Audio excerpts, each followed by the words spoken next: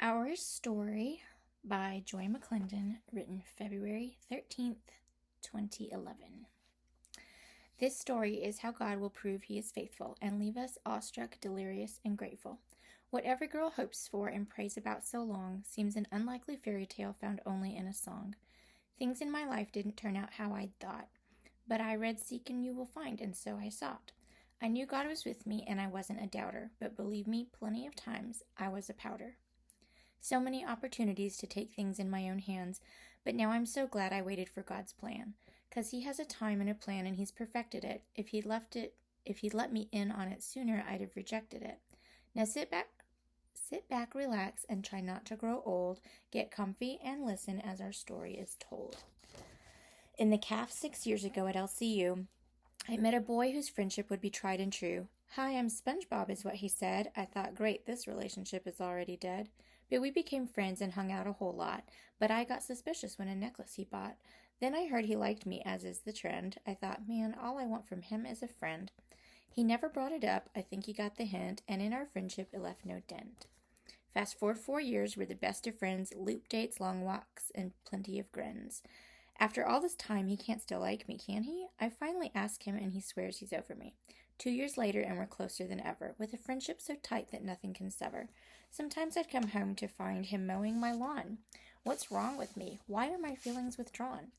I guess I locked my heart and threw away the key. I must allow God to set me free.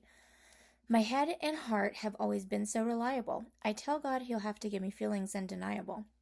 If having a boyfriend means we can no longer be close friends, then forget it, 'cause I never want what we have to end. So I toyed with the idea, but my fears held me back, till that near-fatal night when the asphalt he attacked.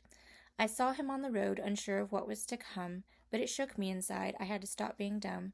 Thank God he was okay, just took it easy that week. We talked a lot, and then I started to freak. I knew he was the best man I'd ever known. We're perfect for each other, plus I love his cologne. We know all about each other, seen our best and worst. My only fear now is that the roles are reversed. What if I finally like him, but he doesn't like me? Do I wait 6 more years till we're meant to be? I had to make sure I had my head screwed on straight, so I talked with my parents and gave them an update. They were a bit surprised, but happy as can be. They'd always thought he could be the guy for me. The jitters in my stomach said tonight's the night, so I called Casey up, and he said, let's grab a bite. Whataburger wasn't my idea of romance. The thought of that being our place held no chance. So after he ate, we went over to my house. I was sure he would wonder why I was quiet as a mouse. I asked what he was thinking. He said he needed a car. He asked about me, but I was feeling bizarre. I was risking the entire friendship we'd built. If he didn't feel the same, that friendship could wilt. I said a lot, and I needed a tissue. Not really sure how I'd emotionally get through. I said, promise me something before I tell you now, that you'll still be my best friend. Don't take your last bow. He said, not a problem. Take your time with what you're saying. So I did, 'cause for the right words I was praying. After more I finally heard myself say, we've been best friends for 6 years, almost to the day. I want it that way with you forever. Now I know why I should never say never. I'm out of excuses why we're no good together. We're exactly perfect, like birds of a feather. You've ruined me for all other men. You can't date another, even if she's a 10.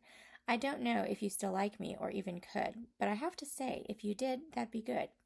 Okay, my turn is over. It's your turn to talk. He was stone-faced and silent. I couldn't help but gawk. He said, you must promise me something before I reply, that you won't be mad at me and want me to die. I promised, and then he admitted his crime. I have been lying to you this entire time. I've never gotten over you. That's impossible for me. So you still like me? I asked, and was filled with glee.